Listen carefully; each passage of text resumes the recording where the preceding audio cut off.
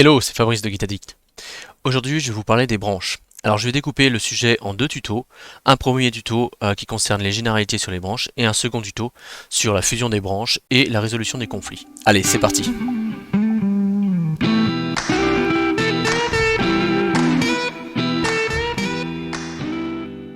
La première chose à comprendre, c'est savoir quels sont les différents cas d'usage des branches. Le premier cas d'usage, c'est tout simplement d'avoir des branches différentes de développement pour pas se marcher dessus avec ses collègues. Le deuxième cas d'usage, c'est pour pouvoir facilement permuter d'une branche à l'autre en cas par exemple de correction urgente sur la branche master qui correspond en fait généralement à la branche qui est livrée, la branche qui est en production. Donc là on va pouvoir facilement créer une branche de hotfix et on va pouvoir livrer une version mineure avec la correction de ce bug et ensuite on revient sur sa branche de développement sur laquelle on était et on retrouve son code tel qu'il était avant d'avoir switché sur la branche hotfix. Un troisième cas d'usage, c'est pour pouvoir faire des algorithmes, pour pouvoir développer des algorithmes différents, pour pouvoir les tester.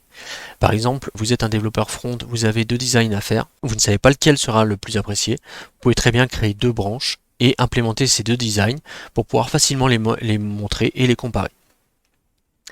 De la même façon, vous pouvez aussi implémenter deux algorithmes différents pour savoir lequel est le plus perf dans votre système global. Dans ce cas-là, vous pouvez les implémenter et switcher facilement de branche pour voir lequel est le plus efficace.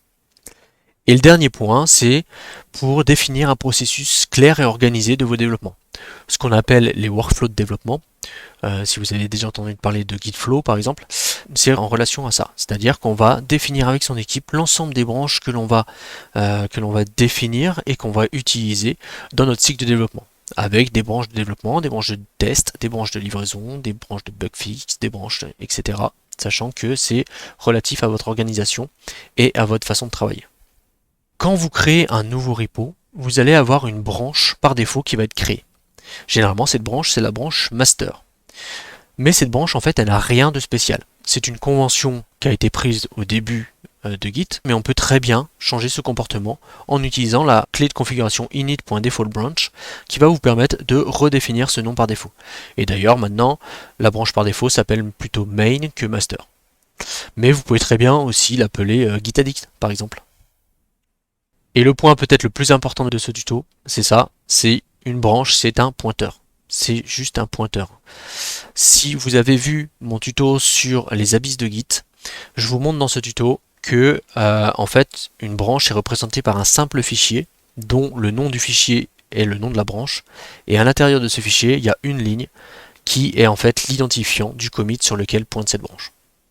Donc quand on déplace une branche, quand on supprime une branche, et ben en fait Git va juste s'amuser avec ce fichier. Il va supprimer ce fichier ou il va changer le contenu pour mettre un nouvel ID de commit à l'intérieur. Et pour désigner la branche courante, on a un autre pointeur qui s'appelle le head. Le head va pointer sur une branche qui lui va pointer sur un commit. On va être dans ce schéma que vous voyez. Ce schéma est à lire de gauche à droite. On peut penser que les flèches sont à l'envers. En fait, je mets les flèches dans ce sens-là puisque Git représente les liens entre commits dans ce sens-là. C'est-à-dire que chaque commit a une référence vers son ou ses commits précédents. Donc là, en fait, le premier commit c'est le 59BB et le dernier commit c'est le F4CF281. Et donc là, on a le head qui désigne notre branche courante qui est master, qui elle pointe sur ce dernier commit. Alors qu'est-ce qui se passe quand on va créer un nouveau commit? Donc on se replace dans la même situation et on va committer une modification. Dans ce cas, on a un nouveau commit qui est créé et tout de suite après, on a la branche sur laquelle pointe master qui est déplacée sur ce commit. Quand on va créer une branche, donc toujours si on est dans ce cas-là, la plupart du temps, on va créer une branche à partir de l'endroit où on est. Et donc dans ce cas, on va juste avoir un nouveau pointeur, donc un nouveau fichier, qui va être créé et qui va pointer sur le commit vers lequel pointe la branche sur laquelle on est. Une fois que cette branche est créée, les deux branches, donc la branche courante et la nouvelle branche qu'on a créée, n'ont plus rien à voir. Elles sont totalement indépendantes. Ça aussi, il faut bien l'intégrer, c'est que il n'y a pas de lien entre les branches. On peut utiliser une branche pour créer une autre branche, mais dans ce cas-là, Git va juste utiliser le commit sur lequel pointe cette branche pour déterminer sur quel commit va pointer la nouvelle branche. Si on revient sur le schéma précédent, donc on vient de créer notre branche dev, mais on est toujours sur master. Si à ce moment-là, on crée un nouveau commit, on aura uniquement la branche master qui va se déplacer sur ce commit. La branche dev reste sur le commit sur lequel il était. Donc là, on voit bien que les deux branches sont indépendantes. Alors pour créer une branche, il y a deux façons différentes. Soit une façon où on crée juste la branche, soit on crée la branche et on se déplace dessus. Donc la première façon, on va créer juste la branche avec la commande git branch, le nom de la branche. Et on peut ajouter un pattern. Si on n'ajoute pas de pattern, on va justement créer une branche à l'endroit où on est, c'est-à-dire sur le commit sur lequel la branche courante pointe. Mais on peut définir un pattern. Donc un pattern, ça peut être quoi? Ça peut être directement un ID de commit, ça peut être un commit d'il y a 2 semaines par exemple, ça peut être une autre branche, dans ce cas-là on va repérer le commit sur lequel pointe cette branche et on va faire pointer la nouvelle branche sur ce commit. Et après on peut utiliser aussi des notations comme le tilde ou le circonflexe pour référencer un commit par rapport à une branche. Par exemple si j'utilise dev tilde 2, dans ce cas-là je vais faire référence au avant-dernier commit avant la branche dev. La deuxième façon pour créer une branche, c'est avec la commande git checkout-b ou maintenant avec la commande git switch-c. Cette commande va non seulement créer la branche, mais en plus elle va se déplacer sur cette branche. Donc par rapport à la situation précédente où on a créé la branche dev, là non seulement on aurait créé dev, mais en plus on aurait déplacé le pointeur head pour pointer sur la branche dev. Et donc après le commit, si on avait refait un commit, ça aurait été la branche dev qui se serait déplacée et pas la branche master. Voilà, donc là pareil, on peut spécifier un pattern pour créer une branche ailleurs que sur l'endroit sur lequel on est. Une fois qu'on a créé une branche, on peut naviguer entre les branches avec la commande git checkout ou la commande git switch. Pour information, la commande git switch est encore expérimentale et elle a été introduite en même temps que la commande git restore qu'on va pas voir aujourd'hui et qui permet d'enlever des ambiguïtés liées à la commande git checkout. Git checkout va vous permettre de basculer sur une nouvelle branche, donc ça va déplacer le pointeur head et ça va mettre en place dans votre espace de travail la version correspondante au commit sur lequel pointe la branche sur laquelle on est allé. Si vous avez des modifications en cours qui sont conflictuelles avec la branche cible sur laquelle vous allez aller, dans ce cas-là, Git va refuser de se déplacer. Et vous allez avoir ce gentil message d'erreur, et il va vous inviter ensuite à soit commit vos changements, soit à faire des stashes, ce qu'on verra ultérieurement. Alors pour afficher les branches, on a deux façons. Donc on peut d'abord afficher les logs en mode one-line. Je vous en ai déjà parlé dans le tuto sur la configuration. Cette commande est pour moi l'une des plus importantes de Git, parce qu'elle va vous permettre d'afficher votre historique avec toutes les branches et en forme de graphe et décoré avec toutes les informations dont vous avez besoin pour comprendre ce que vous avez fait avec Git. Donc là c'est un cas simple, mais vous voyez déjà que j'ai 5 branches. On voit qu'on est sur la branche hotfix, parce que le head pointe sur hotfix, et que de hotfix, en fait il y a 2 autres branches qui sont parties, la branche développe, la branche delivery, les deux divergent. Voilà. Donc c'est une petite gymnastique à comprendre, mais c'est assez simple quand même à comprendre et à s'habituer à cet affichage. On peut aussi utiliser cette même commande avec un format plus spécifique si vous avez besoin de modifier la couleur ou si vous voulez mettre des informations en plus, par exemple la date ou le nom de l'utilisateur qui a commité. Voilà, vous pouvez customiser un peu cette commande. Et je vous conseille soit de mettre cette commande, soit la précédente, dans un de vos alias pour pouvoir l'avoir facilement et pouvoir l'utiliser le plus souvent possible. On peut aussi tout simplement lister les branches avec git branch sans option, sans argument. Donc là, ça va lister tout bêtement vos branches et afficher la branche courante d'une couleur différente avec une astérix. Et on peut aussi utiliser l'option -merge ou -no-merge pour afficher uniquement les branches qui sont mergées avec la branche courante et celles qui ne sont pas mergées avec la branche courante. Donc ce critère de merge, en fait, ça veut dire quoi? Si on reprend notre affichage ici, on est sur hotfix. Les branches qui sont mergées avec hotfix, ce sont les branches dont l'ensemble des modifications en fait est déjà inclus dans hotfix. Donc ça veut dire que si on supprime master par exemple, on perd pas le commit correspondant. Le commit correspondant sera toujours référencé par une autre branche. Par contre, si on décide de supprimer la branche delivery, dans ce cas-là, le commit BBA5 ne sera plus référencé et potentiellement, si on fait rien, le commit va être perdu, dans le sens où il va plus être référencé par une autre branche. Et donc, au bout d'un moment, avec le garbage, ce commit sera supprimé. Donc voilà, ces deux options permettent de faire la distinction entre ces deux types de branches. Alors on peut renommer une branche avec l'option "-m", et donc ancien nom, nouveau nom. Donc là, on va avoir une erreur si le nouveau nom est déjà utilisé, mais on peut forcer, si vraiment vous voulez surcharger une branche, vous pouvez forcer le nom avec soit l'option "-force", soit en utilisant "-m" au lieu de "-m". Donc le "-m", c'est "-m", espace "-force", c'est la même chose. Et la suppression d'une branche, c'est avec l'option "-d", petit d, et le nom de la branche. Donc là, on n'a pas le droit de supprimer la branche courante, et si vous essayez de supprimer une branche qui est non mergée, Git va refuser de base, parce que c'est potentiellement dangereux, vous allez potentiellement perdre une référence, perdre un commit.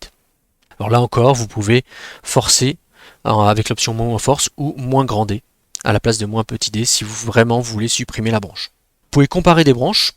Alors vous pouvez d'abord voir l'ensemble des commits qui sont dans une branche et pas dans une autre avec la commande git log, le nom de la branche, -note, le nom de l'autre branche. Donc là, ça va afficher l'ensemble des commits qui sont dans hotfix mais pas dans master. Et en plus, vous pouvez rajouter l'option "-p pour chacun des commits, rajouter le diff de chacun des commits pour voir ce qui a été fait pour chaque commit. Donc ça, c'est bien, mais c'est un petit peu verbeux et souvent, on a envie juste de comparer deux branches, peu importe l'historique. Et dans ce cas-là, vous pouvez utiliser gitdiff master.hotfix ou gitdiff master si vous êtes sur hotfix. Et ça va comparer les deux derniers snapshots des branches master et hotfix. Donc c'est là où il y a une petite subtilité, c'est-à-dire que la branche précédente va afficher la diff entre ce commit-là et ce commit-là. Mais souvent, en fait, on a envie de savoir qu'est-ce qu'on a fait dans la branche hotfix uniquement depuis qu'on a divergé avec master. C'est-à-dire en gros, qu'est-ce qu'on a fait nous comme correction indépendamment de ce qui a été fait sur la branche master pendant ce temps. Donc ce qu'on veut en fait, c'est la différence entre ce commit-là et ce commit-là. Et dans ce cas-là, on a deux façons de faire.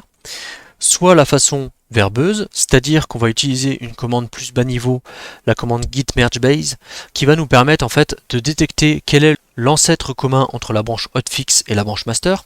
Donc dans ce cas-là, ça va nous donner le commit 59bb2, voilà. Et une fois qu'on a cet identifiant, du coup, on a simplement à faire un git diff sur cet identifiant. Donc ça marche, mais c'est un peu complexe et c'est difficile de s'en souvenir. Git a introduit une nouvelle notation, la notation 3 points, qui permet justement de faire ça, c'est-à-dire en faisant git diff master ... hotfix, on va directement avoir la différence entre la branche hotfix et cet ancêtre commun entre les deux branches. Bon, voyons ça en action maintenant. Donc là, je suis sur un projet où j'ai déjà des commits. Donc j'ai ma commande gitlg qui en fait un alias pour la commande gitlog -oneline, -graph, -decorate, -all. Donc là, on voit que j'ai qu'une seule branche master qui pointe sur le dernier commit. Donc on va commencer par créer une nouvelle branche qu'on va appeler dev. Donc là, on va appeler la commande git checkout -b. Donc là, on va créer la branche et en plus, on va se déplacer dessus. Git me dit que la branche, il ne me dit pas qu'elle a été créée, mais il me dit qu'on a basculé sur la branche de dev.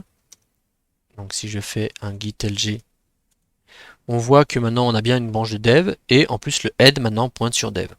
Donc si par exemple je fais un commit, alors hop, je vais rajouter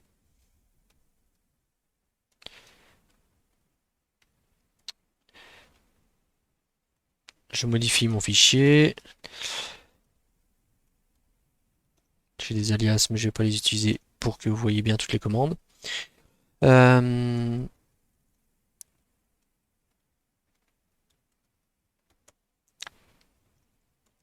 voit que maintenant que mon commit a été effectué, on a uniquement la branche de dev qui est déplacée.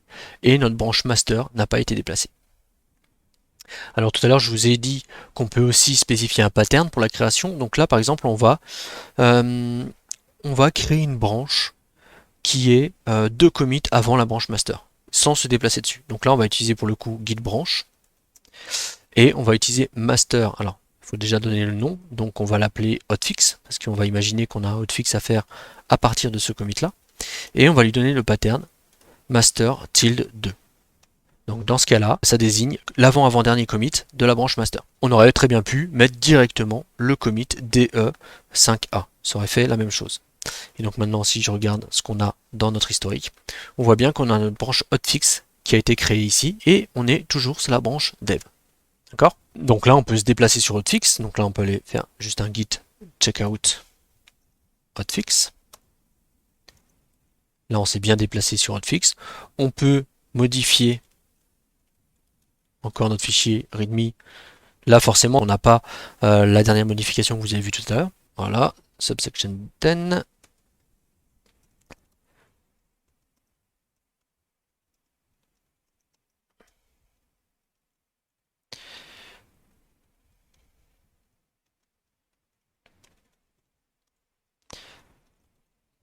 Et là, on voit que maintenant, on a hotfix qui a évolué indépendamment des autres branches.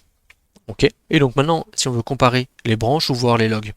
Donc je vous ai dit, par exemple, on a l'option git log master note hotfix. Donc là, ça va nous afficher en fait les logs qui correspondent en fait à ces deux commits. Puisque c'est l'ensemble des commits qui sont dans master, mais pas dans hotfix.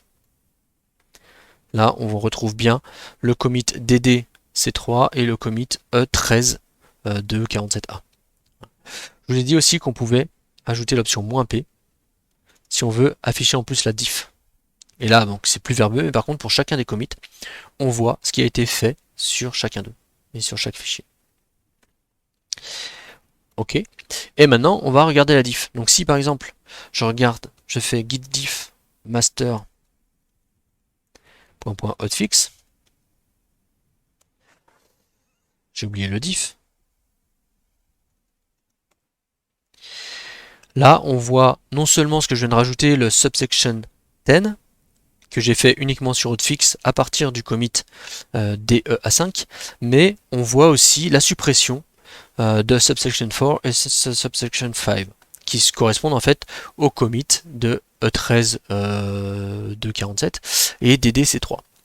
Et maintenant, si on veut voir uniquement ce qui a été effectué sur hotfix, on va rajouter un point et on va avoir juste subsection 10 qui va être visible, puisqu'en fait les autres commits correspondent, les autres modifications correspondent aux commits qui ont été faits sur master et pas sur hotfix. Et maintenant on peut voir la suppression de branche, comment ça se passe.